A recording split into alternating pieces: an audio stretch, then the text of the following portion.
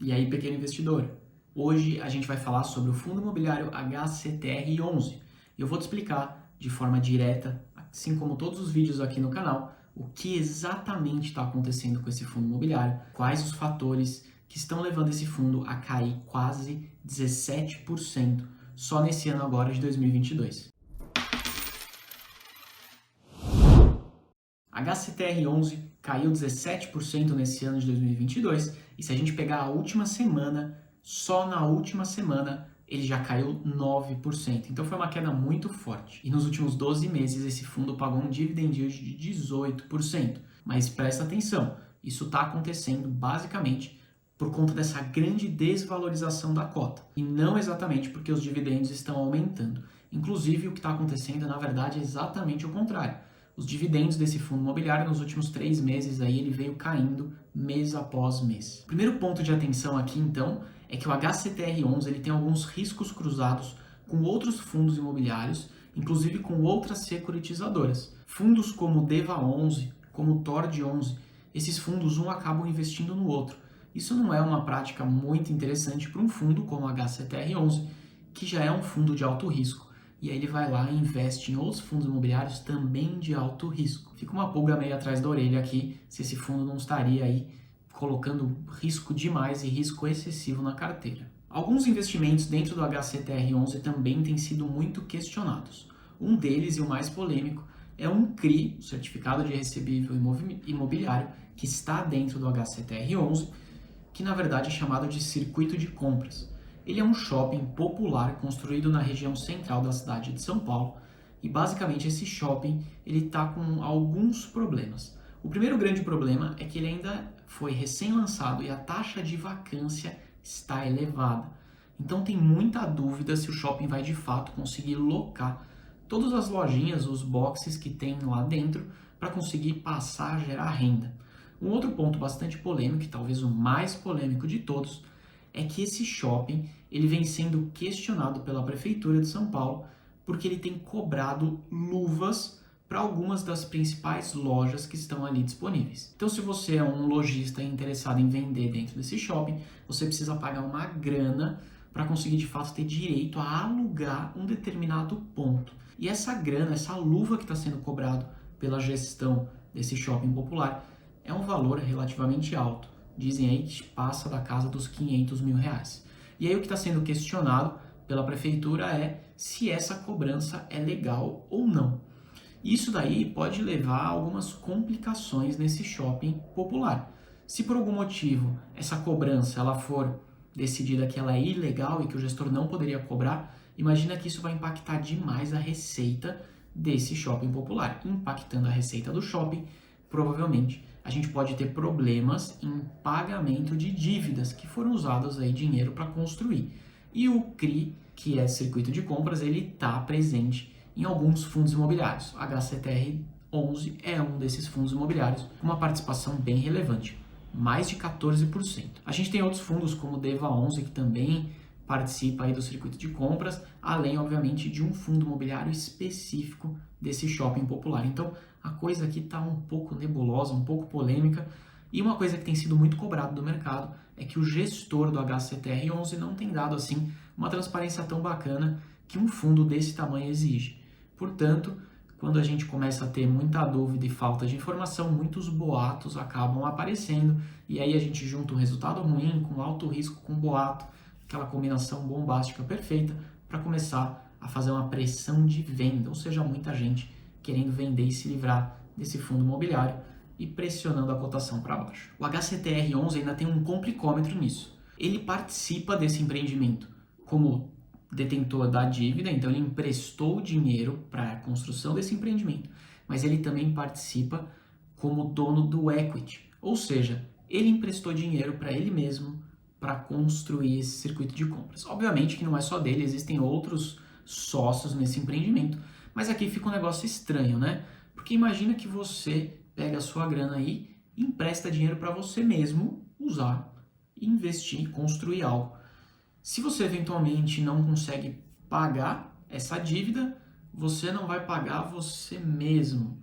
E ao mesmo tempo você vai cobrar de você mesmo. Então fica um negócio meio esquisito aqui, né? ficou um risco duplicado que o HCTR11 está correndo. E aí esse imbróglio todo não colabora nem um pouco. Então, se está acontecendo tudo isso, se o fundo imobiliário HCTR tem quase 15% aí baseado e concentrado no circuito de compras, como é que ele faz para resolver esse problema? Basicamente, ele tem duas grandes opções.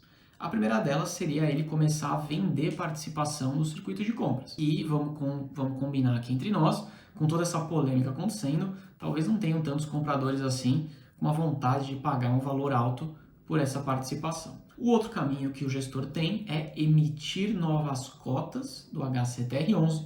Assim ele capta mais dinheiro e começa a investir em outras coisas longe do circuito de compras. Dessa maneira, ele começa a minimizar a participação do circuito de compras dentro do tamanho total do fundo. Ele começa aí a diversificar mais os investimentos. E é exatamente essa segunda opção que até agora o gestor tem buscado. Ele fez uma emissão agora em fevereiro, e essa emissão não foi bem sucedida, ele conseguiu captar menos do que 20% do total de dinheiro que ele gostaria, e logo em seguida, agora no mês de abril, ele já divulgou que tem interesse em fazer uma nova rodada de emissão. E aí o mercado não gostou nem um pouco de tudo isso que aconteceu. Todas essas mensagens e esses problemas com o circuito de compras e mais duas emissões tão próximas, o mercado ficou muito ressabiado e começou a vender cotas do HCTR11. E a cereja do bolo de tudo isso é que essa emissão nova que o HCTR11 quer fazer, ele está cobrando uma taxa aí de mais de 4%. Se a gente comparar com a emissão anterior, a taxa foi de 2,5%. Então, além de tudo, eles subiram uma taxa ainda mais nessa emissão, o que quer dizer que os investidores, os cotistas que quiserem participar vão ter que pagar ali um valor maior do que foi pago na emissão anterior e que já não foi uma emissão bem sucedida. Cara, tá ruim, né? Tá bem ruim. Eu particularmente acho que essa emissão agora que o gestor vai tentar fazer nem deve acabar acontecendo, porque as cotas se desvalorizaram tanto que se o gestor continuar com essa emissão, ele vai ter que fazer uma emissão com um valor bem abaixo do valor patrimonial. Caso contrário, ninguém vai querer pagar mais do que está sendo negociado no mercado secundário, na Bolsa de Valores. Logo, ou o gestor vai cancelar essa emissão, ou ele vai fazer mais uma coisa que ninguém no mercado vai gostar, que é emitir novas cotas num preço abaixo do valor patrimonial. Isso é péssimo. Então, minha opinião é que essa emissão não deve acontecer. E como se não bastasse de notícia ruim, tem mais. O fundo imobiliário HCTR11 atualmente ele tem praticamente 25% do fundo, ou seja, do patrimônio investido em outros fundos imobiliários. Fundos imobiliários esses que não têm entregue bons resultados. Ou seja, imagina que você tem 1/4 do fundo lá alocando dinheiro em alguma coisa que não está dando retorno tão bom assim. E ainda dentro desses 25%, ou seja, dentro desses outros fundos imobiliários que o HCTR investe, existem fundos imobiliários da mesma gestora. O que, de verdade, né, talvez não fosse um problema tão grande assim, mas combinado com tudo isso que eu estou te contando e essa não transparência ali que o mercado tem exigido, não está caindo muito bem, né? É como se o gestor, então, do HCTR estivesse comprando outros fundos imobiliários que ele mesmo gere. Fica aí uma sensação de, putz, será que é o melhor negócio? Ou será que não é? Minha dica aqui, então, para você é a seguinte. Fique atento às oportunidades do mercado. Mas fique atento não só às oportunidades de preço, mas às oportunidades de fundos disponíveis. Quando você investe em um fundo imobiliário de alto risco, como, por exemplo, um HCTR11, um DEVA11, outros fundos similares, você espera que esses fundos entreguem um retorno também muito alto. Se esse fundo está entregando um retorno parecido com outros que têm um risco menor, por que exatamente você está aportando então dinheiro com um risco alto e um retorno medíocre? Isso não acontece, então fique atento às oportunidades e busque sim fundos que vão te alavancar o retorno, mas com um risco condizente com esse retorno. Mantenha a calma. O mercado ele é irracional. Mais importante do que você sair agindo no impulso é você entender o que está acontecendo.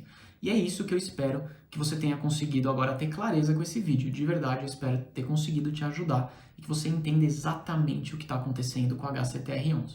Beleza? Eu fiz um vídeo recentemente, na semana passada, falando sobre o DEVA11, outro fundo imobiliário de maior risco. Eu vou deixar o link aqui embaixo na descrição e aqui também deve aparecer em algum lado. Se você quiser entender mais sobre o DEVA11, o que está acontecendo com ele e por que ele teve prejuízo, não deixa de assistir o vídeo, tá bom? Um grande abraço e até a próxima.